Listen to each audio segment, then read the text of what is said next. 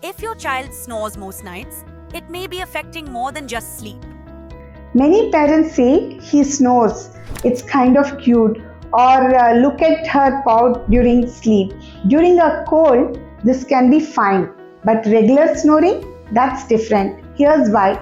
During sleep, the airway can narrow and the airflow becomes turbulent, and this results in snoring. But here's the real issue. The sleep quality gets affected, and that impacts growth, brain development, memory. So even if your child sleeps all night, sleep may not be restorative or complete. So watch out for mouth open sleep, restlessness, pauses in breathing, daytime irritability, and guess what? Sometimes even hyperactivity is actually poor sleep. And the good news? Most of the causes are treatable. Follow us for calm, science-based parenting that actually works. Tomorrow, I'll show you when to worry and don't miss it.